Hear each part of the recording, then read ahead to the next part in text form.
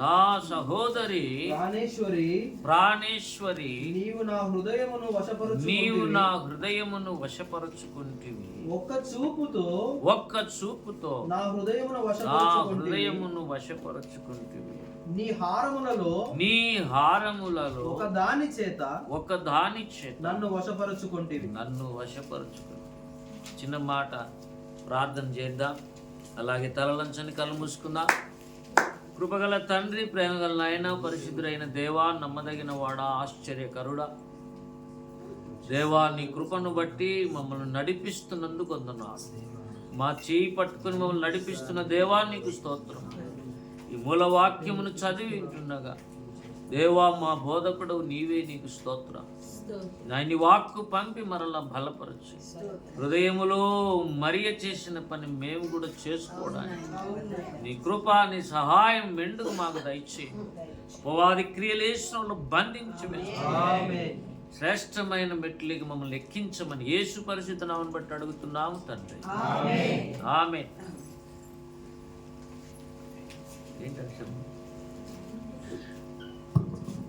దేవునికి స్తోత్రం. పరమగీతాలు 4వ అధ్యాయం 9వ వచనం పిల్లలు మనం ఇప్పుడు చదివా. పరమగీతాల గురించి అప్పుడప్పుడు ఎప్పుడన్నా మనం ధ్యానం చేస్తూనే ఉన్నాం. 4వ అధ్యాయము కానీ 7వ అధ్యాయం కానీ ఈ 2 అధ్యాయాలు సంఘమును వచ్చిన వర్ణన అని చాలామంది భక్తులు ఇంటర్ప్రిటేషన్ చేశారు. ఇంటర్ప్రిటేషన్ అంటే ఒక్కొక్క లైన్కు అర్థం, ఒక వచనం చదవటం, దాని అర్థం చెప్పటం. ఇది నాకు ఎక్కువ జాక్ పూనెన్ భక్తులు చేస్తున్నారు. అంత బైబిల్ ఇంటర్ప్రిటేషన్, మొత్తం బైబిల్ అంతా ఆయన ఎక్స్ప్లెయిన్ చేస్తున్నాడు. ఇక్కడ మనం గమనిస్తే పరమగీతాల్లో 4వ అధ్యాయము 7వ అధ్యాయం 2 ఏమన్నాం మనం? షూలమ్మితిని గుర్చిన, సంఘమును గుర్చిన వర్ణన. ఇట్లా ఉంటేనే యేసయ్య పెళ్లి చేసుకుంటాడు, అది విషయం. 4వ అధ్యాయంలో ఉండే రూపం ఉంటేనే యేసుప్రభు పెళ్లి చేసుకున్నాడు. అందరం చేసుకోడు కదండి. ఆయనకంటూ కొన్ని ప్రామాణికాలు ఉంటాయి కదా. ఇప్పుడు పెళ్లి చేసుకునే పిల్లలు యవనస్తులు కానీ యవనరాళ్ళని కానీ అడిగినామనుకో, ఎలాంటి వాడు కావాలని వాళ్ళు చెప్తారు. నేను చదివినది పలానా చదువు కాబట్టి అవతల ఈ చదువు ఉండాలి, నేను చేస్తున్నది ఉద్యోగం కాబట్టి అవతల ఈ ఉద్యోగం ఉండాలి. ఇట్లా వాళ్ళ గుణగణాలు కొన్ని, వాళ్ళ క్యారెక్టరిస్టిక్స్ కొన్ని పెట్టుకొని ఉంటారు. అట్లా దేవునికి కూడా కొన్ని ఉన్నాయి. బైబిల్ గ్రంథంలో సంఘం ఎలా ఉండాలనో దేవుడు పెట్టిన ప్రామాణికాలు బైబిల్ అంతా ఉన్నాయి.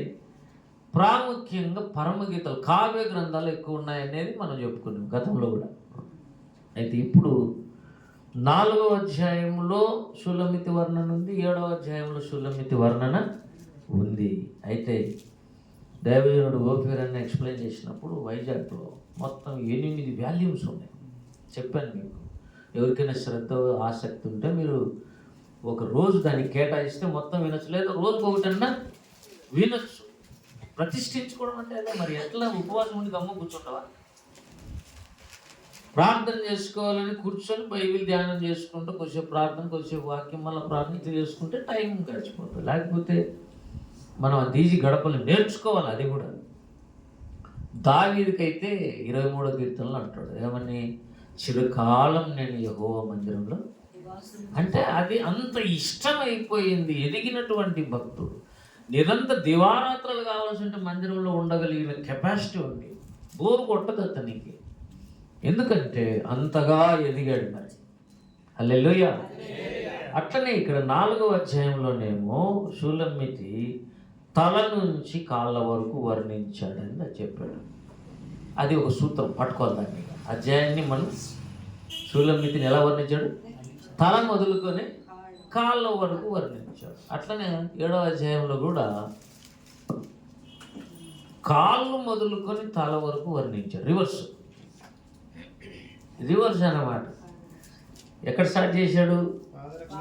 నీ పాదరక్షలతో నీవెంతంగా అందంగా నడక కాని నుంచి తీసుకొని, పాదాల కాని నుంచి తీసుకొని తల వరకు వెళ్ళిపోయాడు. అంటే సంఘం ఇలా ఉండాలండి. ఈ సంఘాన్ని యేసుప్రభు పెళ్ళి చేసుకుంటారు. ఇంకొక మాటలో చెప్పాలంటే ఆ దీపస్తంభం ఎలా ఉండాలనో ఇక్కడ చెప్తున్నాడు 4వ అధ్యాయం 7వ వచనంలో.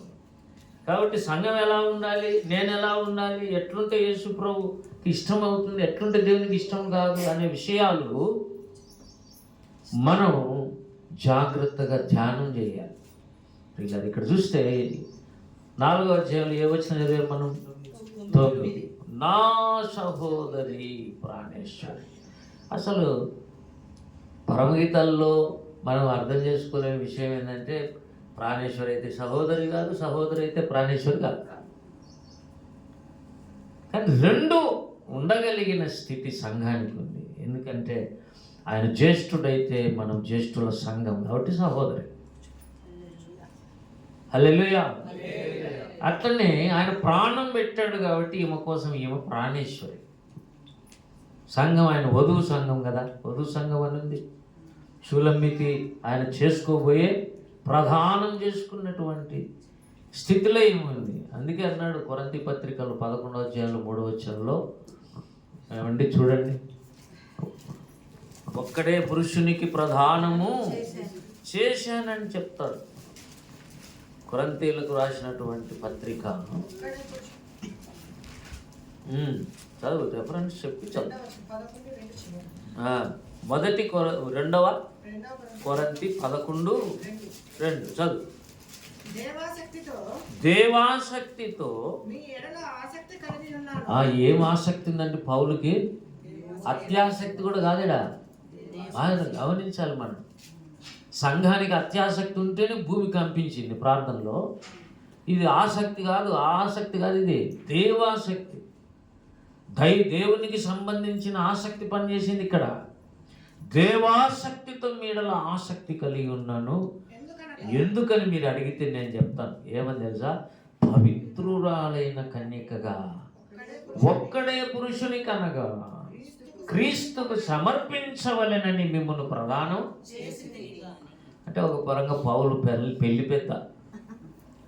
ఎవరైనా మీరు చెప్పండి, సంఘంలో ఒక భాగమా పెళ్లి పెద్ద? 2 అపోస్తల కార్యం 9వ అధ్యాయంలో రక్షింపబడినప్పుడు సంఘంలో ఒక పార్ట్ ఎదిగి పెద్దవాడయ్యాడు, గృహ నిర్వాహకుడు అయ్యాడు. దేవుని ఇంట్లో గృహ నిర్వాహకుడు నుండి నమ్మకస్తుడయ్యాడు. కీస్ అన్ని అతని చేతిలో ఉన్నాయి. పొతీఫర్ దగ్గర యోసేపు ఉన్నట్లు. ఆ స్థాయికి పోయిన తర్వాత పక్కకు వచ్చాడు. ఎప్పుడు కూడా చంద్రునిలో గన నీవు సరిగా ఎదిగితే, చంద్రుడు అంటే ఎవరు? సంఘం. చంద్రునిలో నువ్వు సరిగా ఎదిగితే, పెద్దవాడవైతే, ఒక స్వతంత్ర జీవి నక్షత్రం అవుతావు. హల్లెలూయా. ఏమన్నా? ఫస్ట్ చంద్రునిలో ఉండాలి. చంద్రుడు అంటే ఎవరు? ఇప్పుడు అన్ని పరమగీతల్లోనే అంటాడు, చంద్రుని లాంటి అందము గలదై. 10వ వచనం 6:10 సంధ్యారాగము చూపట్టుచు చంద్రబింబం అంత అందము గలదై, సూర్యుని అంత స్వచ్ఛమును కలలు గలదై. పైన ఉన్నాడు చంద్రబింబం అంత అందం. సంఘానికి ఏముంది? చంద్రబింబం అంత అందం. అంటే చంద్రుడు దేనికి పోలిక? సంఘానికి పోలిక. సంఘానికి ఏముండాలి? అందం, అందం, అందం. మరి అక్కడ అట్లా అంటాడే అందం మోసకరమని. అంటే అర్థం భౌతికపరమైన అందం కాదు ఇక్కడ. దేవునికి కావాల్సింది ఆత్మ సంబంధమైన సౌందర్యం, అందం కావాలి. ఈమె వాస్తవికానికి ఎట్లుంది? తెల్లటాయం కాదు, ఈమె నల్లని దాని అంటాడు 1వ అధ్యాయంలో 6వ వచనంలో. నల్లని దానని నన్ను చిన్న చూపులు చూడకూడదు. అంటే అందరు ఏం చూస్తున్నారు? ఏమన్నా చిన్న చూపులు చూస్తున్నారు. ఎందుకు ఆ చిన్న చూపు? ఎందుకు ఆ చిన్న చూపు? ఎందుకు అసలు అంటే నల్లనిదని. అంటే నల్లగా ఉంటే చిన్న చూపు, తెల్లగా ఉంటే ఏం చూపు? పెద్ద చూపా? పెద్ద చూపు అంటే నల్లని దానని అందరు చిన్న చూపులు చూస్తున్నారు సంఘాన్ని. అంటే అర్థం ఏంటంటే నీ రాజు నీ సౌందర్యము కోరినవాడు. 45 కీర్తనలో మన సౌందర్యం, మన అందం లోకానికి కాదు, దేవునికి ఇష్టం. లోకానికి అయితే చిన్న చూపులే. వీళ్ళు ఎట్లా చూస్తున్నారు అందరూ? మళ్ళీ 5వ వచనం కూడా అంటాడు, నేను నల్లని దానిని అయినను సౌందర్యవంతురాలు. ఎందుకు నల్లనిదని సంఘాన్ని చెప్పాల్సి వచ్చింది అంటే, పుట్టుకతోనే మనం పాపులం కాబట్టి. హల్లెలూయా. దావీదు 51వ కీర్తనలో ఏమన్నాడు? నేను పాపములో పుట్టి తిని, పాపములోనే నా తల్లి నన్ను గర్భము. టోటల్ అంతా పాపమే. పాపంలో పుట్టిన వాళ్ళు అందరూ ఏమి ఉన్నారు? వీళ్ళు నల్లటోళ్ళంతా. రక్షణ పొంది యేసు ప్రభు దగ్గరికి వెళ్ళారు కానీ, రక్షింపబడి సౌందర్యవంతులు అయినారు కానీ కలర్ పోలేదు, కలర్ మారలే. కూసు దేశస్థుడు తన రంగు అన్నట్టు ఏమో నల్లని దాని అయినా కూడా చాలా అందంగా ఉందని చెప్తా ఉంది. ఆ అందం ఎవరికి ఇష్టం? నీ రాజు నీ సౌందర్యమును కోరినవాడు. అంటే మన సౌందర్యం కోరినోడు ముఖ్యం. కొంతమంది మంచి డ్రెస్ వేసుకునే పురుషులైతే, నేను అవ్వకపోలే, పురుషులైతే మంచి డ్రెస్ వేసుకుని ఎలా ఉంది అంటారు. ఎలా ఉంటే ఏముంది, నీ భార్య చెప్పాలి ఎలా ఉందో. స్త్రీలు మంచి పట్టు చీర కట్టుకుని ఎలా ఉందని ఎవరిని అడగాల? ఎవరినంటే వాళ్ళని అడిగితే ఎట్లా? అట్లా అడగకూడదు కదా. కాబట్టి ఏది ఏమైనా సౌందర్యం అనేది ఎవరికి సంబంధించి? నీ ప్రియుడు కోరాలి. నిన్ను గురించిన కోరిక ఎవరికి ఉండాలి? దేవునికి ఉండాలి. ప్రియులారా, మన 4వ అధ్యాయంలోకి వస్తే 9వ వచనంలో, నా సహోదరి ప్రాణేశ్వరి. 2 లక్షణాలు కనుక మీరు ధ్యానం చేస్తే అద్భుతమైన విషయాలు బయటకు వస్తాయి. మీరు అందుకే పాతకాలంలో, పాత నిబంధనలో సారా కూడా చెల్లెలు కావాలి అబ్రహాంకి. అబ్రహాంకి ఏం కావాలి? సారా ఎవరు? మరి మా సహోదరా ప్రాణేశ్వరా? 2. నా తండ్రి కుమార్తెనే కానీ నా తల్లి కుమార్తె కాదన్నాడు. తండ్రి ఒకడే. ఏమండి, భార్యలు వేరు, అబ్రహాము తల్లి వేరు, సారా తల్లి వేరు, తండ్రి మాత్రం ఒకడే. అర్థమవుతుందా? కాబట్టి సహోదర ప్రాణేశ్వర. ఇప్పటికి కూడా మరి ముస్లిం సహోదరులు చిన్న కూతురుని చేసుకుంటారు, తెలుసా? అంటే మరి బైబిల్ నెరవేరుతుందా లేకపోతే కాంట్రడిక్షన్ కనపడినట్టుంది, కానీ ఇది జరిగే వ్యవహారం. ఎందుకంటే బ్లడ్ బయటికి పోకూడదు. అందుకే రాజులు ఎక్కువగా రాజుల సంబంధమైందే చేసుకుంటారు. ప్రియులారా, గమనిస్తే నెక్స్ట్ అసలు విషయం ఏంటంటే, వశపరచుకుంటివి. సంఘంలో ఉన్న ఒక క్యారెక్టర్ ఏంది? వశపరచుకుంటివి అన్నాడు. వశపరచుకోవటం అంటే కంట్రోల్లోకి తీసుకోవటం. ఎవరు? సంఘము దేవుణ్ణి వశపరుచుకుంటుంది. ఇది చూడండి, జాగ్రత్తగా వినాలి. ఏమండి, దేవుణ్ణి వశపరుచుకునే విధంగా సంఘం ఉండాలి. అంటే ఆకర్షించాలి, అందం ఉండాలి మాకు. అయితే ఏటితోట? నీవు నా హృదయమును వశపరుచుకున్నావు అన్నాడు. డైరెక్ట్గా హార్ట్ అంతా నిండిపోయింది ప్రియునికి. యేసుక్రీస్తుకు సంఘం నాకు చాలనుకున్నాడు. హృదయం అంతా ఏమైంది? ఆమె కంట్రోల్ లేకపోయింది. అంటే హృదయంలో ఒక తృప్తి కలిగింది, ఈమెను ఒక్కదాన్ని చేసి. ఎందుకంటే నేను చెప్పిన క్యారెక్టరిస్టిక్స్ అన్ని ఎవరిలో ఉన్నాయి? ఈమెలో ఉన్నాయి. హల్లెలూయా. అందుకే ప్రియులారా, మనం గమనిస్తే 6వ అధ్యాయంలో 8వ వచనంలో 60 మంది రాణులు ఉన్నారు, 80 మంది ఉపపత్నులు ఉన్నారు. లెక్కకు మించిన కన్యకలు, అంటే కౌంట్లెస్, అంతమంది స్త్రీలు కన్యకలుగా ఉండి ఈయనను ఆకర్షించాలని చూశారు. కానీ నా పావురము నా నిష్కలంకురాలు ఒక్కటే.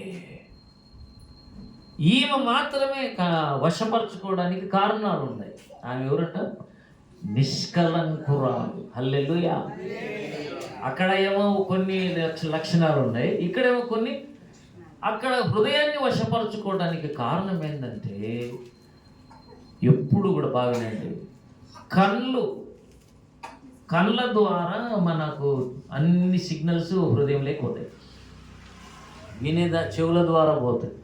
అంటే ఇక్కడ మనం ఫస్ట్ ఏంటి, ఒక చూపుతో నా హృదయమును సేఫ్. ఇప్పుడు నీవు నా హృదయాన్ని వశపరుచుకున్నావు అంటే హృదయాన్ని ఎంత వశపరుచుకునింది, ఏ అవయవంతో ఏమో వశపరుచుకునిందట సంఘం. పౌలు ఉన్నాడు, పౌలు కళ్ళు చూసి హృదయం అంత మెల్ట్ అయిపోయింది ఏసయ్యకు. హల్లెలూయా. దావీదును చూసి దేవుడు వాళ్ళు వశమైపోవడానికి కారణం, పౌలును చూసి వశమైపోవడానికి కారణం, దానియేలును చూసి వశం అవ్వడానికి కారణం, కొత్త నిబంధన భక్తులు యేసు రక్తంలో కడగబడిన వాళ్ళని చూసి వాళ్ళ వశమైపోయి వాళ్ళ మీదనే ప్రాణం పెట్టుకొని ఉన్నాడు. కాబట్టి ఏమన్నాడు, ప్రాణేశ్వరి, ప్రాణం పెట్టేంతగా వాళ్ళ వశం అయినాడు. దేంతో అంటే ఒక చూపుతో. అంటే ఇది ఏం చూపు, బహుశా పెళ్లి చూపులు ఉన్నట్టు. ఏం చూపులు ఏమండి, ఫస్ట్ పెళ్లి కాకముందు ఎక్కడ స్టార్ట్ అవుతుంది బండి, ఎక్కడికి వెళ్తున్నారు మీరు, అసలు ఇంటుంటేనే బాగుంది అనుకుంటున్నారు కొంతమంది వాళ్ళు. పెళ్లి చూపులు లేకుండా పెళ్ళి ఎలా అవుతుంది, పెళ్లి చూపులు పోవాలి. అక్కడగా చూపులు మ్యాచ్ అయితే నెక్స్ట్ స్టెప్ పెళ్ళి. అయితే ఇక్కడ మనం గమనిస్తే ఒక్క చూపుతో నా హృదయం, అంటే ఏమి ఆకర్షించాయి నన్ను, ఫస్ట్ కళ్ళు, అంతే కదండి. దేవునికి స్తోత్రం కలుగునుగా. 4వ అధ్యాయంలో తల నుంచి కాళ్ళ వరకు వర్ణిస్తున్నాడు అన్నాం కదా. తలను గమనించాడు ఫస్ట్. ఎవరైనా పెళ్లి చూపులు పోయినప్పుడు అది కంట్రోల్ చేసుకుని ఆయన మనం పెళ్లి చూపులు పోయినప్పుడు ఏం చేసినామంటే, మనం చూడరా అంటుండ్రు పెళ్లి కుమారుడు, పెళ్లి కూతురుతో కూడా అంటుంటారు, చూసావా ఎంత నువ్వు ఆయన అంటే, ఎక్కడిది తీయించడానికి సరిపోయింది అంటారు వాళ్ళు. కొంతమంది మీకు అర్థం కావడానికి చెప్తున్నా, ఎవరైనా పెళ్లి కుమారుడు పెళ్లి చూపులు పోతే కళ్ళకి చూసుకుంటున్నాడా ఏమంటే, ఏం భయం అసలు, ఎవరుంటారు అక్కడంతా, పెద్దలు, వాళ్ళ తల్లిదండ్రులు, వీళ్ళ తల్లిదండ్రులు, బంధువులు అందరూ ఉంటారు. అది ఒక అఫీషియల్ మ్యాటర్, అది దేవుని స్తోత్రం కలుగునుగా. కాబట్టి చూడటమే తల దిక్కు చూస్తున్నాడు అన్నమాట. తల దిక్కును కూడా ప్రారంభం దేన్ని చూశాడు, 4:1 నా ప్రియురాలా, అది సంగతి. ఏమన్నాడు, నీవు సుందరివి, నీవు సుందరి. ఒకసారి అంటే సరిపోదు, అంత చెప్పాలి, ఒత్తి ఎంఫసైజ్ చేసి మాట్లాడుతున్నాడు. నువ్వెవరు, నువ్వు సుందరివి, నువ్వు సుందరివి అంటున్నాడు. అంటే ఆమె సౌందర్యం ఈయనను ఆకర్షించిందని అర్థం. హల్లెలూయా. కాబట్టి మొట్టమొదటి ఆయన్ని ఆకర్షించిన విషయం ఒకటే మనం గమనిద్దాం. 2వ లైన్, నీ ముసుగుకుండా నీ కన్నులు గువ్వ కన్నుల వలె కనబడుచున్నాయి. ఫస్ట్ తల తిక్కు చూశాడు, తల మీదేమో ముసుగేసుకుంది ఈమె. మీరు ఈ ముసుగేసుకునేప్పుడు ఊహలలోకి వెళ్ళిపోవాలా. ఏ ఊహలలోకి, భక్తులు కనపడుతున్నారు నీకు, ప్రపంచంలో ఉన్న ప్రతి భక్తుడు, నువ్వు కూడా కనపడుతున్నావు దేవుడికి. దేవుడికి స్తోత్రం కలుగును. ఎవరైనా ఊహించుకుంటా పెళ్లి చూపులు అనే తలకి పెళ్లి కడిగి పోవాలండి. అయిగాది ఇక్కడ జరగాల్సిండేది దేవుడు భక్తుని గుర్చిన విషయాలు ఇవి. బైబిల్ గ్రంథమే ఒక ఆయన ఏమన్నాడు, ప్రేమ లేఖ అన్నాడు. బైబిల్ ఏమన్నాడు, దేవుడు మానవాళికి రాసిన ప్రేమ పత్రిక. దేవునికి స్తోత్రం కలుగునుగా. వినడానికి ఎబ్బెట్టుగా ఉన్నా, ఎందుకంటే మనం వినేటి పాడు లెటర్లు అయ్యి, అందుకే వేరే మైండ్ పోతూ ఉంది. కానీ దేవుని సంబంధంగా ఆలోచన చేస్తే ఇక్కడ ఏమంటున్నాడంటే, నువ్వు ముసుగేసుకున్నావు, ముసుగు గుండా కూడా లోపల చూశాడట. చూస్తే నీ కన్నులు నాకు కనపడుతున్నాయి, గువ్వ కన్నుల వల్లే కనబడుచున్నవి. దేవుని స్తోత్రం కలుగునుగా. అంటే ఫస్ట్ సైట్ అన్నమాట. యేసు ప్రభు నిన్ను దర్శించిన ఆ రోజు నువ్వు రక్షింపబడిన దినం. ఇదేదే రక్షణ దినం. అంటే నువ్వు దేవుణ్ణి ఎలా ఆకర్షించావు, దేవుడు నిన్ను ఎలా ఆకర్షించాడు. సిలువలో నేను పైకెత్తబడినప్పుడు అనేకులు ఆకర్షించాడు. మరి ఈమె కూడా ఆ రోజు వశపరుచుకున్నది ఆయన ఒక్క చూపుతుంది. దేవుని స్తోత్రం కలుగునుగా. అంటే భూమి మీద భక్తుల సమూహం ఒకటి ఉంది, సంఘం ఒకటి ఉంది, సునమ్మితి ఒకటి ఉంది. ఆమెను గురించిన విషయాలు బైబిల్ దేవుడు రాయించాడు. ఈ మెజర్మెంట్స్ ఉంటే నేను పెళ్లి చేసుకుంటాను. లేకపోతే పెళ్ళి లేదు, ఏం లేదు. ఇప్పుడు గొర్రెపిల్ల పెళ్లి విందంటే నువ్వు దేనికి సిద్ధపడాలి మరి? అంటే మానవాళ్ళందరూ దేనికోసం సిద్ధపడుతున్నారు? పెళ్లి కొరకు సిద్ధపడుతున్నటువంటి విషయం. అయితే ఇక్కడ మనం గమనిస్తే ఒక్క చూపుతో నా హృదయమును ఆమె ఎట్లా చూసిందో ఏమో తెలియదు, కానీ ఆ ఒక్క చూపుతో ఏమైందంటే హార్ట్ మొత్తం మెల్ట్ అయిపోయి కంట్రోల్లోకి వెళ్ళిపోయినాడు. అంటే దేవుడు ఆకర్షించేంత శక్తి నీకు నాకు ఉండాలి. దేవుని స్తోత్రం కలుగునుగా. లేక ఈ స్థానిక సంఘానికి ఉండాలి. మన సంఘం అంతా ఒక స్త్రీతో పోలిస్తే ఒక స్త్రీ, ఈడ అనేక స్త్రీలు ఉన్నారా లేదా? ఏమన్నాడు అక్కడ 6:8 లెక్కకు మించిన కన్యకలు అన్నాడు. లెక్కకు మించిన కన్యకలు అంటే ఇప్పుడు మీరు భూమి మీద ఎన్ని స్థానిక సంఘాలు ఉన్నాయో వాళ్ళందరూ ఒక్కొక్క కన్యక అనుకోండి. వీళ్ళందరూ ఆయన ఆకర్షించిన వాళ్ళే. కానీ అంతకు మించి వీళ్ళ చివరికి వాళ్ళందరినీ కలిపితే, అన్ని స్థానిక సంఘాలను కలిపితే ఒక సార్వత్రిక సంఘం అవుతుంది. దేవుని స్తోత్రం కలుగుతుంది. కనుక ఇక్కడ మనం గమనిస్తే చూపులు నా హృదయాన్ని వశపరిచినట్టే ఆయన ఇప్పుడు ఏం చేసినట్టు లెక్క? మీరు చెప్పాల. చూస్తూ ఉంది ఆయన చూపులను, చూపుతో ఆయన వశపరుచుకుని ఆయన ఈమె చూపులు చూశాడు. చూసి ఈయన హార్ట్ కూడా, అంటే చూపులు జరిగాయి. ఎందుకంత ఆకర్షించబడ్డాడు దేవుడు?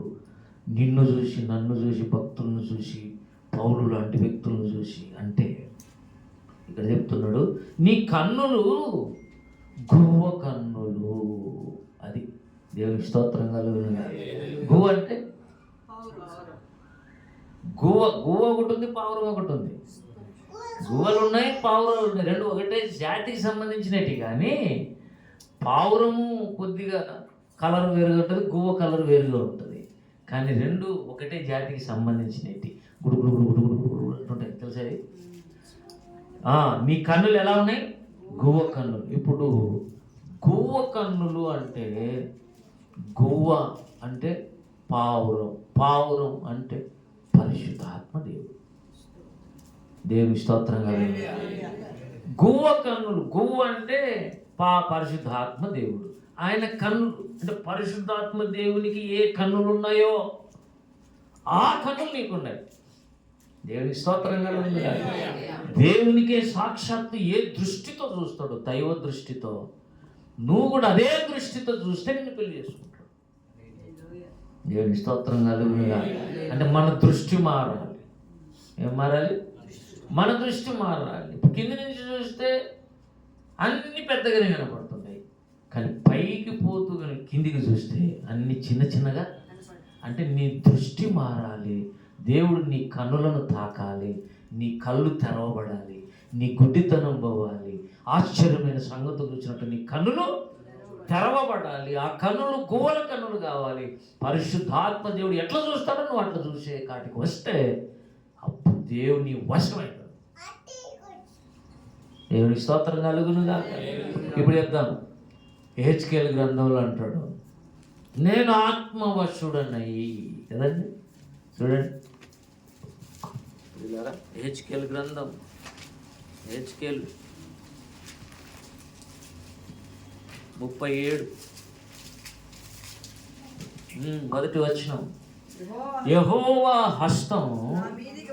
అబ్బా, ఇప్పుడు చూడండి, దేవుని హస్తం అంటే ఇక్కడ ఎవరు? కాదు కాదు కాదు, అమ్మో చాలా జాగ్రత్తగా. యెహోవా హస్తం, యెహోవా బాహు ఎవరికి తెలియపరచబడాను? దేవుని దక్షిణ హస్తం అంటే ఎవరు? యేసుక్రీస్తు. ఇప్పుడు యెహోవా హస్తం నా మీదకి వచ్చిందంటే ఎవరు వచ్చినట్టు? యేసుక్రీస్తు ప్రభు హెచ్కేల్ తల మీదకి వచ్చి కూర్చున్నాడు.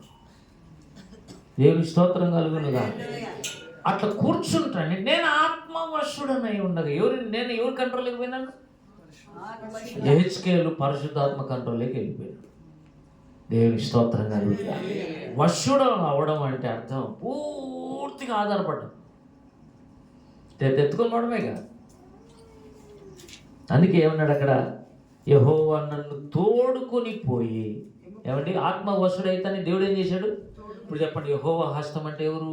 యేసుక్రీస్తు. ఆత్మవశుడై అని అంటే ఎవరు? పరిశుద్ధాత్మ దేవుడు. యెహోవా దేవుడు, తండ్రి అయిన దేవుడు, వారితో త్రిత్వం పనిచేస్తున్నారు ఒక ఆయన మీదనే. వావ్! ఎంత అదృష్టవంతుడండి హెచ్కేల్. దేవుని స్తోత్రం కలుగునుగా. అందుకు అన్నాడు, ఏమన్నాడంటే, యెహోవా నన్ను తోడుకొని పోయి ఎముకలతో నిండి ఉన్న ఒక లోయలో నన్ను దింపెను. ఆయన వాటి మధ్య నన్ను ఇటు అటు ఒక లోయలో నన్ను దింపెను అంటే వశుడైనప్పుడు ఏం చేసినట్టు లెక్క? పరిశుద్ధాత్మ దేవుడు వశమైపోయాడు యెహెజ్కేలు. ఎత్తుకొని పోయినాడు. ఎత్తుకొని పోయితే అన్న ఒకసారి దించాలని అవుతా అంటే ఎక్కడున్నట్టు ఇప్పుడు? భూమి మీద అయితే లేడు. హల్లెలూయా. వశులు కావటం అంటే వేరే కంట్రోల్ లేకపోవటం. అక్కడేమన్నాడు? ఒక్క చూపుతో నన్ను వశపరుచుకుంటే అంటే నీ కంట్రోల్ లేక నేను వచ్చినా అన్నాడు యేసయ్య. ఇది భక్తిలో పరాకాష్ఠ. దేవునికి స్తోత్రం కలుగునుగా. సామాన్యమైన విషయం కాదు. పండుగలు, పస్కా పండుగ, పులిన రొట్టెల పండుగ, ప్రథమ ఫలముల పండుగ, పెంతెకొస్తు పండుగ, బూరల పండుగ, ప్రాయశ్చిత్తార్థ పండుగ. ప్రాయశ్చిత్తార్థ పండుగ చేసుకుంటే దేవుడు నీ వశం అవుతాడు. దేవుని స్తోత్రం కలుగునుగా. అంతకు ముందు నువ్వు కూడా అప్పుడప్పుడు ఆయన వశం అవుతావు. అంటే ఈ మొత్తం కాల పరిమితి దాటి, లోక పరిమితి సరిహద్దులు దాటి దేవుళ్ళకి వెళ్ళిపోతుంటాడు పిల్లరా. కాబట్టి ఇప్పుడు చూపులు బాగుంటే, కళ్ళు బాగా పెట్టుకుంటే దేవుడే నీకు ఆకర్షితుడు అవుతాడు. దేవుని స్తోత్రం కలుగును. అందుకే సైతాన్ ఏం చేస్తున్నాడు? ఫస్ట్ చెడగొట్టేదండి అది. ఏది అపవిత్రమైతావో, దేని వలన నీకు నష్టం కలుగుతుందో, దేవుని దగ్గరకు రాకుండా పోతాడో ఆ పనితో చేయించాలంటే చూపులు చెడగొట్టాలి. కాబట్టి ఇప్పుడు దేవుని పని, సంఘాన్ని ఒక చూపుతలను వశపరుచుకుంటున్నామని పరిశుద్ధాత్మ దేవుడు, తండ్రి అయిన దేవుడు, కుమారుడు అయిన దేవుడు బైబిల్ ఎప్పుడు రాయించినట్టు సైతాన్ ఒక డెసిషన్ తీసుకున్నాడు, వీళ్ళు చూపులు చెడగొట్టాలి. అంటే అప్పుడు ఏమవుతుంది? ఆయన వీళ్ళు చేసుకోవడానికి. కాబట్టి చూపులు మనం బాగా పెట్టుకోవాలంటే ఫస్ట్ దేహమునకు దీపము. మీ కన్ను తేటగా ఉండకపోతే మీ దేహం అంతా వెలుగుమయమై, అంటే ఇప్పుడు కళ్ళు తేట పడితే మొత్తం బాడీ అంతా వెలుగు అయిపోతుంది. హల్లెలూయా. ఎప్పుడైతే కళ్ళు అంటే కళ్ళను బట్టే కదా నడుపుతుంటాడు. బస్సు నడుపుతున్నాడు, ఒకడు ట్రైన్ నడుపుతున్నాడు, ఆ రోత కళ్ళతోనే కదా మొత్తం నడుపుతున్నాడు. అన్ని పని చేస్తుంటాయి. ఎందుకంటే అంత వెలుగు కనపడుతూ ఉంది ఈ రెండు కళ్ళతోనే. రనితన కూడా అదే అండి. బైబిల్ నేను చదివేటప్పుడు ఇట్లా చూస్తే ఈ నుంచి వ్యూ టోటల్ పేజీని స్కాన్ చేసేస్తాం. మనం ఒక్కొక్క అక్షరం చదివేది నేర్చుకుంటాడు. అంటే చూపు చాలా పెద్ద. ఈ నుంచి చూస్తే బయట అంత స్క్రీన్ మనకి ఇంత కనపడుతుంది. దేవుని స్తోత్రం కలుగునుగా. దేహమునకు దీపము. కాబట్టి రక్షణ పొందిన ప్రతి ఒక్కరు ఈ దినం బాగా జాగ్రత్తగా ఫస్ట్ స్టార్ట్ చేయాల్సింది సైంటిఫికేషన్. కళ్ళతో వస్తుంది. కళ్ళు తేటగా చేసుకునే క్రియలో పడాలి. అడుగుతానే ప్రభు నా కళ్ళు కడుగునైనా, అపవిత్రత తీసేయండి అయినా, నాయన నీకు అడుగుగా. దేవుడిని అడిగే కొద్ది నీ కళ్ళని ఏం చేస్తాడు? ఆయన తేటగా చేస్తాడు. అంటే అర్థం ఏంటంటే, తేటగా అంటే అర్థం ఏంటంటే వెలుగుమయం అవుతుంది. తేటగా అంటే అర్థం అడ్డాలు ఉండవు కంటికి, కాబట్టి అంత నువ్వు వెలుగు కనపడుతుంటుంది. దేహం అంతా వెలుగు, కళ్ళను బట్టి వెలుగు వచ్చింది కాబట్టి నీ చేతులు కూడా వెలుగే. అంత ఇవ్వడం నేర్చుకుంటావు. పాదాలతో స్వార్థ పరిగెత్తావు, హృదయాన్ని దేవునితో మాట్లాడుతుంటావు, మొత్తం వెలుగు అవుతుంటుంది. దేన్ని బట్టి? కళ్ళను బట్టి. ఒకవేళ ఈ కళ్ళే లేవు, ఇంకా చూపులు ఏముంది? పెళ్లి చూపులు. అందుకే గుడ్డోలునే చేసుకుంటారు కొంతమంది. చూసినారా మీరు? వాళ్ళకి నాలెడ్జ్ అదే ఉంటుంది అనమాట, కళ్ళ మీదనే. అందుకే కళ్ళను బట్టి నువ్వు సెలక్షన్ ఉంటుంది. దేవుడి స్తోత్రం కలుగునుగా. కాబట్టి ఇక్కడ అన్నాడు, ఒక్క చూపుతో నా హృదయాన్ని. అంటే మనం కళ్ళను కడుక్కొని తెల్ల వేసి ఎంతవరకు తెలిసిన నిష్కపటమైన కళ్ళు నీకు వచ్చేంత వరకు కడుకోవాలి. చాలా సంవత్సరాలు పట్టొచ్చు, కొంతమందికి త్వరగా లోపడతారు, కొంతమంది 10 రోజుల్లోనే కళ్ళు తెరవబడిన వాళ్ళు ఉన్నారు. బెవింగ్టన్ 10 రోజులకి పరిశుద్ధపరచబడ్డాడు. రక్షింపబడినది ఈ రోజు 10 రోజులకే, మనకు 10 ఏళ్ళు పడుతుంది. కొన్నిసార్లు ఈ సందేశం లేదనుకో 20 ఏళ్ళు పట్టచ్చు. కాబట్టి ఏం చేయాలి మనం? యేసుక్రీస్తు ప్రభు మన వశం కావాలి అంటే మనం కళ్ళను సాధన చేయాలి.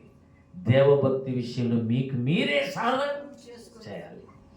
అది కూడా దేంట్లో మీరు చేయాలి? జ్ఞానేంద్రియముల విషయంలో సాధన చేయాలి. ఎప్పుడు 5లో కదండి. జ్ఞానేంద్రియాలు ఫస్ట్ ఏంది? కన్ను సాధన.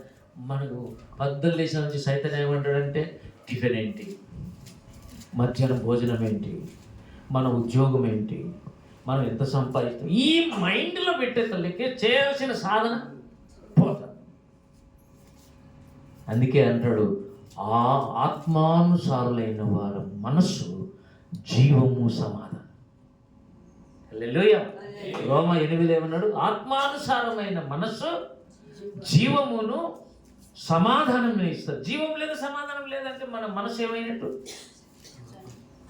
శరీరానుసారమైన మనస్సు మరణం. అందుకే ఎప్పుడు నెమ్మదిలో రక్షణ ఉంటుంది, కానీ నెమ్మది.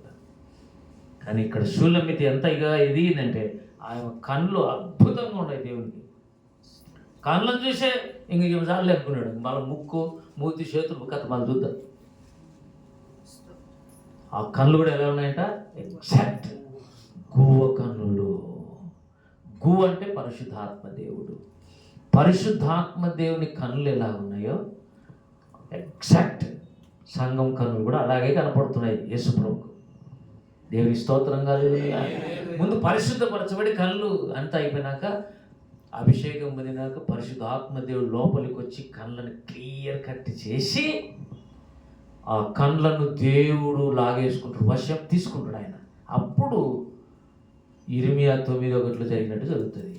నా జనులలో హతులైన వారిని గురించి దివారాత్రము నేను కన్నీరు విడిచి. అంటే వేరే పని లేదా కళ్ళకు నీకు? దివారాత్రం ఏమి విడవాలి? కన్నీరు విడవాలి. అంటే నీ కళ్ళు ఉండేది ఎందుకు? కన్నీళ్ళు విడవడానికి. మనమేమంటాం? కళ్ళు చూడడానికి అని మనం అనుకుంటున్నాం.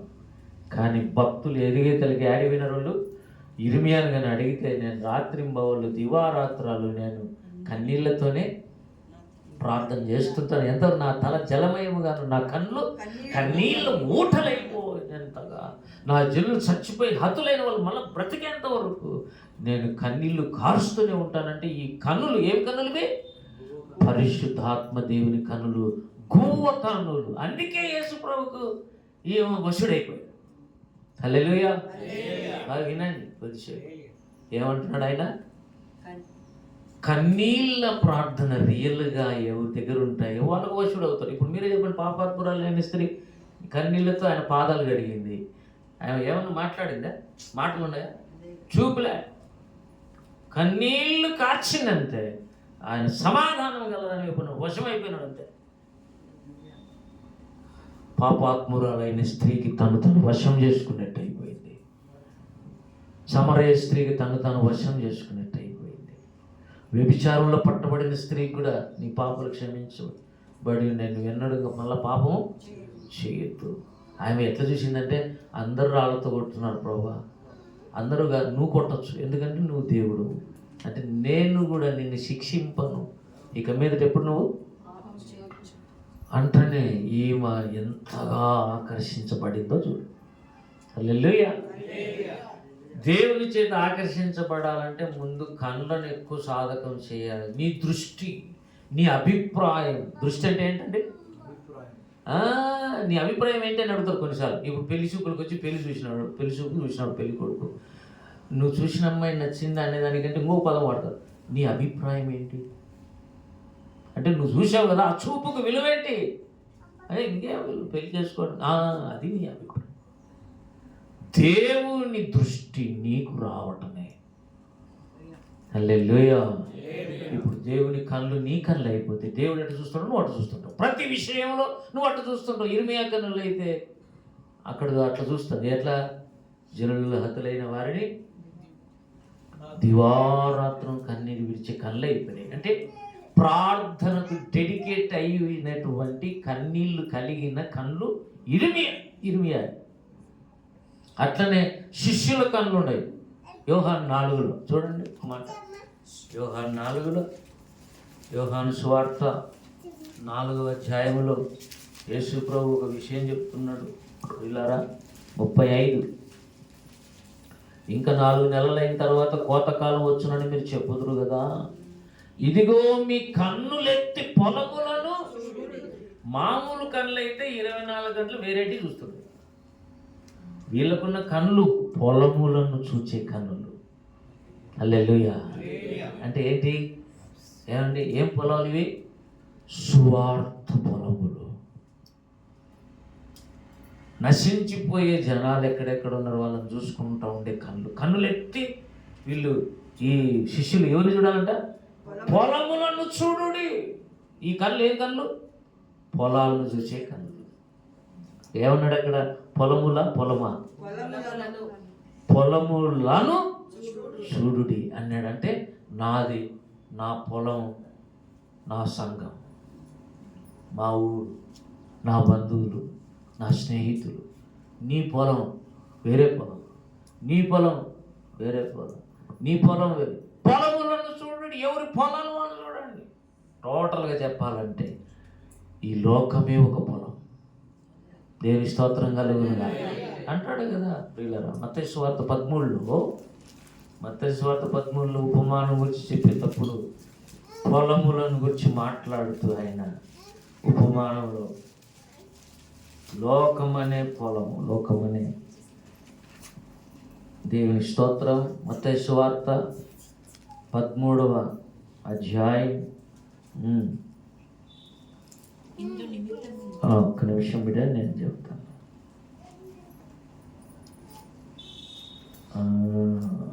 36 చదవండి. 13:30.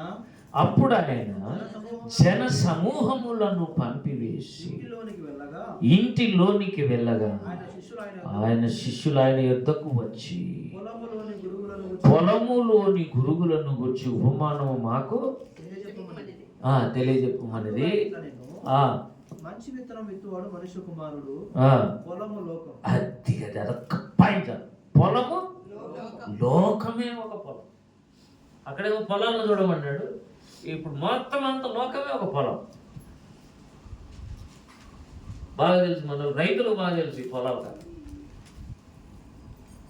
వాళ్ళు ఇంట్లో ఉంటారు కానీ మైండ్ అంత పొలంలో ఉంటుంది. అందుకే కన్నులు ఎత్తి ఏం చూస్తుంటారు?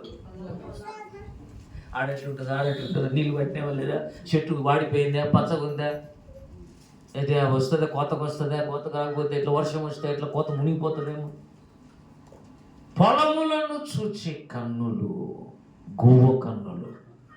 దేవుని స్తోత్రం కలుగు. ఏమండి, అక్కడేమో ఆయన కన్నులు పరిశుద్ధాత్మ దేవుని కళ. దేవునికి ఎటువంటి దృష్టి ఉందో అటువంటి దృష్టి. 20 కళలేమో చనిపోయిన హతులైన వారిని బ్రతికించుకునే కళ్ళు. ఇక్కడేమో శిష్యులు అందరూ 12 మంది అనుకుందాం, పొలములను చూచే కన్నులు అన్నాడు అక్కడ. మీరు కన్నులెత్తి పొలములను చూడుడి. చదవండి అక్కడ కొద్దిగా. నాకు అంది త్వరగా, నేను మైక్ పట్టుకొని వచ్చేస్తాను.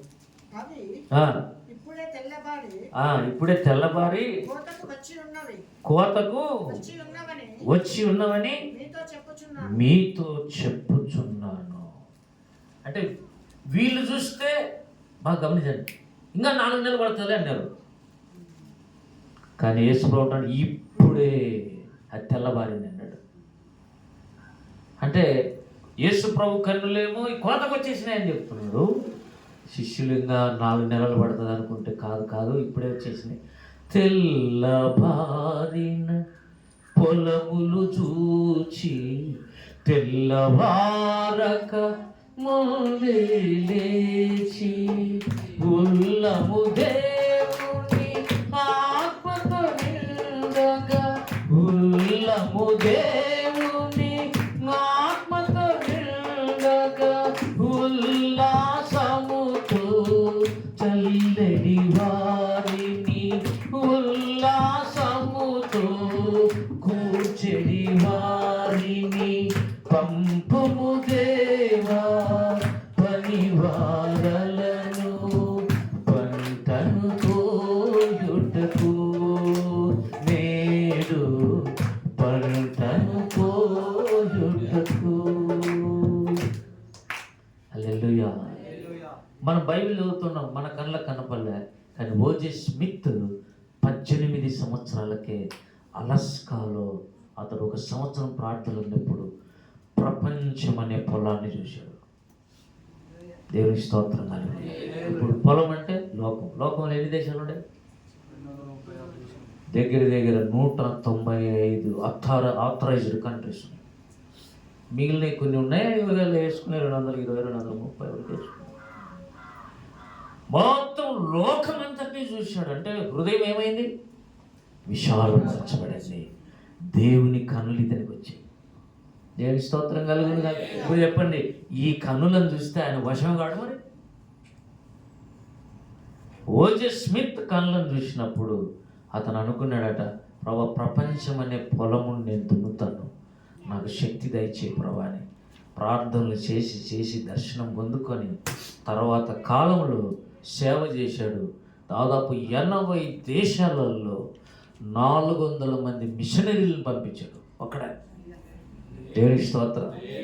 విత్ హిస్ ఓన్ అమౌంట్, తన సొంత డబ్బు, తనకు డబ్బులు లేవు మళ్ళా. మరి ఎట్లా అని అడిగినారు అందరూ. అప్పుడు చెప్పాడు, విశ్వాస వాగ్దాన సమర్పణ అని ఒక పేరు పెట్టాడు. విశ్వాస వాగ్దాన. ఈరోజు డబ్బులు ఉంటే ఇస్తావు, లేకపోతే ఇవ్వకుండా ఉంటావు. అది కావాల్సింది. నీ దగ్గర ఉన్న లేకుండా విశ్వాసంతో నువ్వు వాగ్దానం పట్టుకొని సంపాదించి సమర్పించాలి. హల్లెలూయా అని దాదాపు సంవత్సరానికి $7 లక్షల పర్ ఇయర్, 7 లక్షలు, 8 లక్షలు, 7 లక్షలు, 8 లక్షలు, అట్లా కొన్ని ఏళ్ళు ప్రపంచానికి సేవకులను సాగి మిషనరీలు పంపించి సువార్త ప్రకటించేసి. అతని కళ్ళు మన కళ్ళు మాదిరి ఉన్నాయి, కానీ అతడు కళ్ళెత్తి పొలంను చూచిన కళ్ళు. మనకేం కనపడుతున్నాయి? మన ఇల్లు, మన పిల్లలు, 24 గంటలు మన ఉద్యోగాలు, వాళ్ళ పెళ్ళిళ్ళు. మనకు పొలము, మన పొలాలు చిన్న చిన్న పొలాలు. ఎంతుందండి మీకు పొలం అంటే? ఒక 1/2 ఎకరం ఉందండి. ఆ 1/2 ఎకరాలు చూస్తుంటారు. వీళ్ళు అట్లా కాదు, మొత్తం ప్రపంచంలో ఉన్న కోట్ల చదరపు ఏమంటారు వాటిని, చదరపు కిలోమీటర్లు ఎంత ఉందో, ఎన్ని ఎకరాలు ఉందో అన్ని చూడగలిగిన వ్యక్తి. దేవుని స్తోత్రం. ఇంకొక భక్తుడు డేవిడ్ లివింగ్స్టన్ అని ఇంగ్లాండ్ నుంచి పొలాన్ని చూశాడు. మంచి సైంటిస్టు, డబ్బు సంపాదించుకోవాలంటే కోట్లు సంపాదించవచ్చు, కానీ ఆయన కనీసం 5-6 PhDలు రాయాలి. 5-6 PhDలు వదిలేసి ఆఫ్రికా ఖండానికి వచ్చి సువార్త ప్రకటించి లక్షల మందిని దేవుని కొరకు సంపాదించిన కన్నులు. ఇప్పుడు ఏసయ్యండి, ఒక్క చూపుతో నన్ను వశపరచుకుంటే. దేవుని స్తోత్రం. ఏమంటే మరి పెళ్లి చేసుకోవడం ఏమంటే చేసుకునే కళ్ళ కాదే, ముసుగుకుండా చూస్తే గువ్వ కన్నులు కనపడి. అంటే పరిశుద్ధాత్మ దేవునికి ఎటువంటి కన్నులు ఉన్నాయో అటువంటి కళ్ళు నీకు రావాలంటే చాలా ఎదగాలి. రోజుల తరబడి ప్రార్థన చేయాలి, నెలల తరబడి దేవుని సన్నిధిలో కూర్చోవాలి. మనం ఎప్పుడు కూడా మనం ఎలా బ్రతుకుతాం, మనం ఎలా ఇదే. అట్లనే విలియం కేరీ అనే భక్తుడు ఆ చెప్పులు కుట్టుకునే ఆయన ఎదురేకి ఒక ప్రపంచ పటం పెట్టుకుని దాన్ని చూసుకుంటుంటే అందరూ ఏ మెంటలు వచ్చింది అనుకున్నారు. చూసి చూసి చూసి చూసి అట్లనే ప్రార్థన చేస్తుంటే దేవుడు ఆ ప్రపంచ పటంలో ఇండియా చూపించాడు. మీరు చెప్పలేదని వాడు చెప్తున్నాడు అంతే. హల్లెలూయా, హల్లెలూయా. ఇండియాకి వచ్చేసాడు. వచ్చి ఆయన ఏం చూశాడు? ఎవరినేమి రక్షణకి పెద్దగా ఆయన పట్టించుకోలేదు, కానీ ఏం చూశాడు తెలుసా? బైబిల్ గ్రంథాన్ని రాస్తే ఇది అందరి దగ్గరికి వెళ్ళిపోతుంది అని చెప్పేసి అనేక భాషల్లో బైబిల్ గ్రంథం దేవుడు రాయించాడు. ఇంగ్లాండ్ దేశం ఎక్కడ, ఇండియా ఎక్కడ, ఇక్కడికి వచ్చి ఇక్కడ చిన్న చిన్న బాల్య వివాహాలు జరిగి ఆడపిల్లలను పెద్దోళ్ళకి ఇచ్చి పెళ్ళిళ్ళు చేస్తే వాళ్ళని చంపుతుంటే సతీ సహగం ఇది తప్పండి, ఇది బైబిల్లో లేదని చెప్పేసి ఖండించిన రాజా రామ్మోహన్ తర్వాత కంటే ఎక్కువగా విలియం కేరీ, కాకపోతే అతను భక్తుడు కాబట్టి పక్కన పెట్టినారు. ఇతని సౌందర్యం దేవుని తెలుసు, అందుకే నీ రాజు నీ సౌందర్యం కోరినవాడు. హల్లెలూయా. కనుక ఇదేనా అన్నీ వద్దు, సంఘానికి వద్దు, కళ్ళు కావాలి, పొలాలను చూసేవాళ్ళు కావాలి. ఏం పొలాలు? సువార్త పొలములను చూసే కళ్ళు, మిషనరీలు కావాలి. ఆయన అంటాడు ఓజే స్మిత్, పంపించు, నువ్వు వెళ్ళు, వెళ్ళకపోతే పంపించు. అదే ఆయన స్లోగన్. నువ్వు వెళ్ళు, వెళ్ళలేకపోతున్నావు, పంపించు. దేవుని స్తోత్రం కలుగును. అందుకే రోమా పత్రికలు అంటాడు, పంపించని ఎడల ప్రకటించువారు ఏమని ప్రకటిస్తారు? ప్రకటించని ఎడల వినేవాళ్ళు ఎలా వింటారు? వినేవాళ్ళు మరి లేకపోతే ఎలా వాళ్ళు ప్రార్థన చేస్తారు? ఎలా ప్రార్థన చేయకపోతే వాళ్ళు ఎలా రక్షణ పొందుతారు? అది ఒక సూత్రం ఉంది రోమాలో. అంటే పంపిస్తే ప్రకటిస్తారు. నాకు అనిపించింది మన సంఘం తక్కువగా ఉండడానికి ఏకైక కారణం ప్రార్థన లేమి, సువార్త లేమి. ప్రతి ఒక్కరూ కొన్ని కరపత్రికలు పంచాలి, భారంతో పంచాలి, కన్నీళ్లతో పంచాలి. ఇచ్చినాడు వీరేష్ అని పంచకూడదు, భారముతో పంచాలి. 10 కరపత్రికలు పంచాలి, పొలాన్ని చూసి కన్నులతో పంచాలి. సంఘము అద్భుతంగా నిండిపోతుంది. హల్లెలూయా. దేవుని స్తోత్రం కలుగునుగా. ఓజే స్మిత్ అని ఆయన ఇండియాకి అప్లై చేసుకున్నాడు, నేను మిషనరీగా వస్తానని. ఇండియా వాళ్ళు బోర్డు ఏం చేశారు తెలుసా? నువ్వు పనికిరావు మిషనరీగా రిజెక్ట్ చేశారు. ఎనికి పోయి కుమిలిపోయాడు పాపం. తర్వాత అతనే ప్రపంచంలోనే స్వార్థికుడయ్యాడు. ఓడిపోయినోడే రండి రేపు బలమైనటువంటి విజయం సాధిస్తాడు. Failures are stepping stones to the great victory.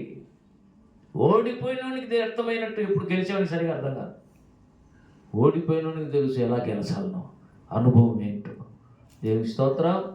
కనుక ఇప్పుడు ఒకటే విషయం, ఒక్క చూపుతో నీవు నా ప్రాణేశ్వరి, నా సహోదరి, నా హృదయం వశపరుచుకుంటివి, ఒక్క చూపుతో వశపరుచుకుంటివి. ఇంకా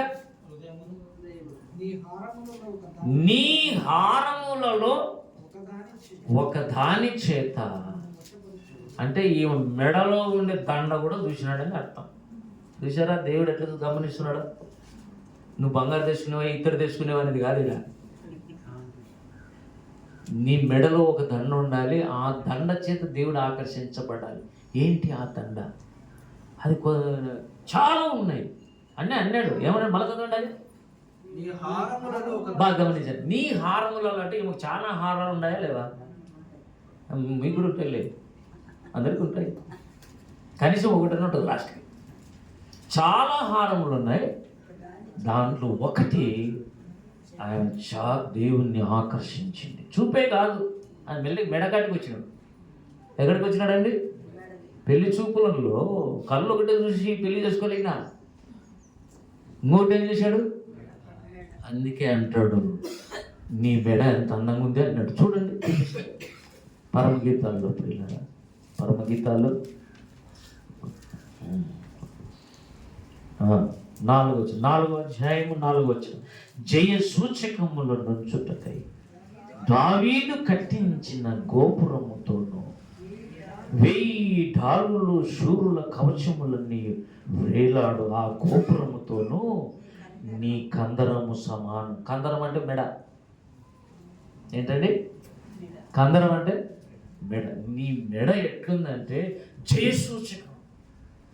అంటే కొన్ని విజయమునకు సాదృశ్యంగా బహుమానాలు, gold medals, silver medals, bronze medals వస్తే యాడేస్తారు.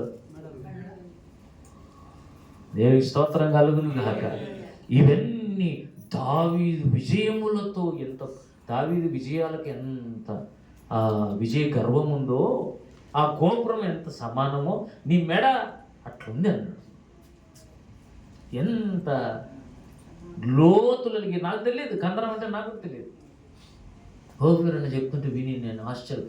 అన్నీ అప్పుడు అనిపిస్తుంది, డిక్షనరీ కూడా ఒకటి ఉంటే బాగుంటుంది. అంటే మనకు ముందు బైబిల్ ఉంటేనే చదవలే, మళ్ళీ బైబిల్ చూసుకుంటూ డిక్షనరీ చూసుకుంటూ ధ్యానం చేస్తుంటే ఎప్పుడు సార్ మేము ఉప్మా చేసేది? మన బతుకంతా ఉప్మానే. అట్లనే 60 సంవత్సరాలు వచ్చాయి, అట్లనే 70 సంవత్సరాలు వచ్చాయి. 70 సంవత్సరాలు వచ్చి అయిపోయి వయసుగా కదా. ఏమన్నాడు బైబిల్లో? 90వ కీర్తన చదవండి, అన్నీ ఉంటారు కదా. 90వ కీర్తన. మీరు చాలా లేట్ ఉన్నారు, నేనే తీసుకుంటూ ఉంటాను. మా ఆయుష్కాలము అది 70 ఏళ్ళు వచ్చినాయంటే మన ఆయుష్ ఆడికి వచ్చి స్టార్ట్ చేసిన దేవుడు. 70 ఏళ్ళు వస్తేనే నువ్వు టికెట్ బుక్ చేసుకోవాలి, రిజర్వేషన్ చేసుకోవాలి. ముందు చేసుకుంటావు, తర్వాత చేసుకుంటావా? చాలా మంది తర్వాత చేసుకుందాంలేని ఉండరు. బుక్ చేసుకోవాలి, ఇక అయిపోయి 70 ఏళ్ళు 80 ఏళ్ళు అధిక బలం ఉంటే 80 సంవత్సరంలో అయినను వాటి వైభవము ఆయాసమే. ఒక ఎవరన్నా అన్నాడు, ఎప్పుడు దుఃఖమే కష్టమేనా సార్ అంటే అన్ని ఆయాసమే, కానీ యేసు ఉంటే ఆయాసములో ఉత్సాహం. ఆయాసం ఒక పక్క వస్తుంటుంది, దేవునికి విశ్రాంతిని ఇస్తుంటాడు. హల్లెలూయా ఏమంటాడు? అందుకే అంటాడు ఇక్కడ 70 సంవత్సరాలు 80 సంవత్సరాలు అయిపోయేదానికి అంత మన ఉప్మా దోశ అదేంటి పెసరబాలతో చేసేది పుల్లగం, తర్వాత కొన్ని వెరైటీస్ చేసుకునే లోపల 70 ఏళ్ళు వచ్చాయి. ఇక ఎప్పుడు నీ కనులు గోవ కనులు అయ్యేది అంటే సైతాన్ ఏం చేస్తున్నాడు? నీ సంవత్సరముల పంటను మిడతలు, పసర పురుగులు, గొంగలి పురుగులు, అన్ని చీడ పురుగులు తినేస్తాయి. 70 ఏళ్ళని ఏం చేస్తున్నాయి? 80 ఏళ్ళని ఏం చేస్తున్నాయి? అమ్మో ఎంతో మోసంలో ఉన్న ప్రభు నా చేయి పట్టుకుని బయటికి లాగు నాయన అని దేవుని అడగకపోతే నువ్వు పరలోకానికి పోతావేమో కానీ ఒట్టి చేతులతో పోతావు. పెళ్లి కూతురు చేతప్పుడు ఒట్టి చేతులతో వస్తుందా, ఏమైనా చేతులలో ఉంటాయా? ఇప్పుడైతే స్కర్ట్ ఉంటుంది, ఏముంటుంది? ఇంత పాతకాలం చీర కాబట్టి పద్ధతిగా ఉన్నారు. ఇప్పుడు అది అమెరికాలో ఉంటుంది, ఇది ఇండియాలో ఉంటుంది. మనిషి ఇండియాలో ఉంటుంది, స్కర్ట్ ఏమో ఆడ పట్టుకున్నట్టు 2-3 పిల్లోళ్ళు. మనము మన చేతిలో ఒకటి పూల గుత్తి, ఏంటది బొకే, ఇవన్నీ. కానీ పరలోకానికి వెళ్ళే పెళ్లి కూతురు భూమి మీద మీ ధనమును కూర్చుకొనకూడదు, పరలోకములో మీ ధనమును కూర్చుకోండి. ఆడికి పోయేతలకి నీకు ఇల్లు ఉండాలి, ఆడికి పోయేతలకి నీకు వాహనం ఉండాలి. ఆ విధంగా ఆలోచన చేస్తుంటే ఎప్పుడు వస్తాయి ప్రభా ఆలోచనలన్నీ? సైతాన్ వాడు పైకే రాని ఆలోచన. వాడు నువ్వు ఇట్లా చూసిన ప్రతిసారి, ప్రార్థన చేసినప్పుడు ప్రతిసారి పైకి చూస్తావు కదా, ఇటు కొట్టావు, మళ్ళీ కిందికి వచ్చు. ఏమనిచ్చింది తెలుసా? ముందు నువ్వు సంపాదించుకుని బతుకురా, అది లేదు, ఓడిపోతున్నావు, అన్ని నెగిటివ్ చెప్పి చెప్పి చెప్పి చెప్పి ఎన్నెన్నా చెప్పుకో. పౌలు పైకి వెళ్ళారు, మీరు క్రీస్తుతో కూడా లేపబడిన వారైతే పైన ఉన్నవాడిని వెరగండి. హల్లెలూయా. అదొక గుంపు, ఆ గుంపు లేక మనం ఎప్పుడు పోవాలి? ఈ దినం దేవుడు అంటున్నాడు, ప్రార్థన ఎవరైతే గువ్వ కన్నులు పెట్టుకొని ప్రార్థన చేస్తారో దేవుడు వాళ్ళ వశం అవుతాడు. ఇక ఒక్క ప్రార్థన చాలండి, దేవుడు నీకు వశమైపోతాడు, నువ్వు కూడా ఆయన వశం అవుతూ ఉంటావు. ప్రకటన 1వ అధ్యాయంలో అంటాడు, నేను ప్రభు దినమున పరవశుడనైతే. ఆదివారం ఏమైనాడంట? పరవశుడని ఆత్మ ఏమన్నాడు? చదవండి, ప్రభు దినమందు నేను ఆత్మవశుడనే. నేను ఆ పరిశుద్ధాత్మ దేవుడి కంట్రోల్లోకి వెళ్ళిపోయాను. ఇక్కడ యేసుప్రభు ఏమంటున్నాడు? నేను షూలమితి కంట్రోల్లోకి పోయినాను అంటాడు. షూలమితి ఏమో పరిశుద్ధాత్మ దేవుడి కంట్రోల్లోకి వెళ్ళిపోతుంది. ఇది వేరే లోకం నడుస్తుంది భూమి మీద. దేవుని స్తోత్రం కలుగును. What is your site? నువ్వు ఇదేని చూస్తున్నావు. ఈరోజు దేవునితో చెబుతా, ప్రభా నా కన్నులు కడుగు, నా కన్నులు తెరువు. దావీదంటే నీ ధర్మశాస్త్రంలో ఆశ్చర్యమైన సంగతులు ఉన్నాయి, నా కళ్ళు తెరిచినని నేను చూడాలి వాటిని. దేవునికి మహిమ కలుగును గాక. వాళ్ళు ఏమి లేనట్టు వారమైన ఉన్నట్టును అన్నీ ఉన్నవారు అంటాడు. ఏమీ లేనట్టు మేము కనపడినాను అన్ని ఉన్నవారమే. అన్ని సమస్తం వాళ్ళ కొరకు దేవుడు సమకూరుస్తున్నాడు. దేవుడు ప్రేమించిన వారికి మేలు కలుగుటకై సమస్తము సమకూర్చి దేవుడు జరిగిస్తున్నాడు. ఏంటి ఇక అసలు ఈ వారం అంతా నేను దీని మీద పడింది. ఒక్కటే అడిగి దేవుడు, బాబా స్వార్థను గురించిన ఆశ ఒకటి, కొన్ని వేల ఆత్మలన్నా సంపాదించి పరలోకానికి పోతేనే వాళ్ళు కార్లను పట్టుకుని నువ్వు ఎదురికి వస్తానే నీ మెడలు వేసేస్తారు. కొంతమంది ముందే పోతే వెల్కమ్ ఉంటుంది. నువ్వు ఆడికి పోతే ఎవరు దిక్కు లేకుండా కొంతమంది ఊరికి పోతే ఆ ఊర్లో మనకి ఎవడు తెలిసినవాడు ఉన్నాడు, ఎవడు పట్టుకోడు మనల్ని. ఏమనుకుంటాం, ఇక్కడ మనకు తెలిసిన వాళ్ళు వింటే ఎంత బాగుంటుంది. అట్లా పరలోక రాజ్యంలో నువ్వు వెళ్ళే తలకే దేవుడు ఆయన దూతలు నీ ద్వారా రక్షింపబడిన వాళ్ళు నీ కోసం ఎదురు చూస్తుండేది చాలా అద్భుతమైన సీన్. హల్లెలూయా. అందుకే స్టెఫెన్ రాళ్ళతో కొట్టి చంపుతుంటే అక్కడ యేసు ప్రభు లేచి నిలబడి పెళ్లి కుమార్తె నువ్వురా, ఒక్క చూపుతో నన్ను వశపరుచుకున్నాను. దేవుని స్తోత్రం కలుగునుగా. దేవుని వాక్యములో ధర్మశాస్త్ర ఆశ్చర్యమైన సంగతులు చూసిన వాళ్ళు స్టెఫెన్ ఒకడు. అందుకే ఏమన్నా ఆకాశం తెరవబడుతాయి, మనుష్య కుమారుడు దేవుని కుడిపార్శ్వమున నిలబడి ఉండటం నేను చూస్తున్నాను అన్నాడు. అంటే దర్శనం చూసే కన్నులు గువ్వ కన్నులు. దేవుని స్తోత్రం కలుగునుగా. చాలు మనము శూలం మీద కళ్ళు చూసుకుంటేనే ఇంత టైం పడితే ఏమండి, ఇంకా ఎన్ని వచనాలు ఉన్నాయా 4వ అధ్యాయంలో చెప్పండి. 4వ అధ్యాయంలో 16 వచనాలు ఒక్కొక్కటి ఎక్స్ప్లెయిన్ చేసి ఎన్ని రోజులు పడితే ఎన్ని ప్రసంగాలు తెలియదు. మనం ఎక్స్ప్లెయిన్ చేయలేము. అది ఎందుకంటే ప్రత్యక్షత కలిగిన కన్నులు కావాలి. హల్లెలూయా. ఏం కన్నులు ఉండాలి మనకు? ఎఫెసీ పత్రిక 1వ అధ్యాయం 19వ వచనంలో పౌలు అంటాడంటే జ్ఞానమును ప్రత్యక్షత కలిగిన మనస్సు నాకు ఈ ప్రభా. వాళ్ళు అడిగినట్టు వేరుగొండే, మనం అడిగినట్టు వేరుగొండు.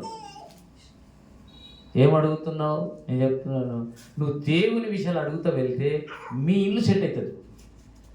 మన ఇల్లు సెట్ అయితే ముందు హల్లెలూయా. నువ్వు దేవుని విషయాల్లో కానీ అడుగుతూ పొందుకుంటూ పోతే ముందు మన ఫ్యామిలీని దేవుడు సెటరేట్ చేసేస్తాడు ఫస్ట్. ఎందుకంటే వాళ్ళు నీకు అనుకూలంగా లేకపోతే బయటికి వెళ్ళి సేవ చేయలేవు. ఇప్పుడు వాక్యం చెప్తున్నాను అనుకో, మా భార్య నెగిటివ్ ఉందనుకోండి, ఇకే నేను చెప్పేది. కాబట్టి నువ్వు ఏం సాధించవు. నీ భార్య అంటే అర్థం నీకున్న ఇంకొక హస్తబలం. ఏమి స్తోత్రం కాదు. నిన్ను బలపరిచే వ్యక్తి, భార్యను బలపరిచేవాడు భర్త. అందుకే ఫ్యామిలీ సరిగా లేకపోతే దేవుడు ఉండలేడు. అందుకే 3 పీటల తాడుగా ఉంటే త్వరగా దేవుని స్తోత్రం కలుగునుగా. ఏదో విన్నామండి, అయిపోయిందండి, సెకండ్ సాటర్డే పోయి వచ్చినాము, అయిపోయింది. కాదు. మరియకున్న ఒకే ఒక ఆశీర్వాదం, దేవుని మాటలను ఆయన భద్రపరుచుకునింది. అట్లటోళ్ళు యేసు ప్రభువుకు పుట్టుకనిస్తారు. హల్లెలూయా. సువార్త ద్వారా అనేకులు రక్షణలోకి రావాలంటే ముందు దేవుని వాక్యాన్ని హృదయంలో భద్రపరచబడాలి. మన జీవితాలు హృదయాలు ఎలా ఉన్నాయో ఎవరు చెప్పాల్సిన పనిలే. దేవుని ఎదుటికొచ్చి పరీక్ష చేసుకో. కొంతకాలం దేవునితో గడుపు. ఇన్ని సంవత్సరాలు చదువు ఉద్యోగానికి ఇచ్చావు, ఒక్క 6 నెలలు దేవునికి ఇచ్చి చూడు. ప్రతి గంట ప్రార్థన చేయి. దేవుడు నిన్ను ఒక అద్భుతమైన శిల్పంలాగా నేను తయారు చేసి నిలబెడతాడు. దేవుని స్తోత్రం కలుగునుగాక. శిల సమానమైన నా విలువలేని బ్రతుకును, శిల సమానమైన నా విలువలేని బ్రతుకును రమ్యముగను మలచినావు పరమ శిల్పకారుడా. రమ్యముగను మలచినావు పరమ శిల్పకారుడా. కమ్మగలిగిన దేవా నిత్యుడవు యెహోవా. స్తుతికి పాత్రుడా, సత్యవంతుడా, నా ప్రాణనాథుడా. స్తుతికి నమ్మకస్తుడా నా ప్రాణనాథుడా, నమ్మదగిన దేవా మెచ్చుదవు యెహోవా, నమ్మదగిన దేవా. హల్లెలూయా. దినం ఈ దేవునితో ఏం మాట్లాడుతున్నాడు? నీ చూపులు దేవుణ్ణి వశం చేసుకునేంత శక్తి ఉందా? నువ్వు వేటిని చూస్తున్నావు? వేటిని చూడలేకపోతున్నావు? శరీరానుసారులు శరీర సంబంధం మరణాన్ని చూసుకుంటున్నారు, ఆత్మానుసారులు జీవాన్ని సమాధానాన్ని చూస్తున్నారు. నువ్వు దేన్ని చూస్తున్నావు? మనం దేవుని దగ్గర పరీక్ష చేసుకున్నాం, సరి చేసుకుని ముందుకు సాగు. రండి ప్రార్థన చేద్దాం. తల వంచి కళ్ళు మూసి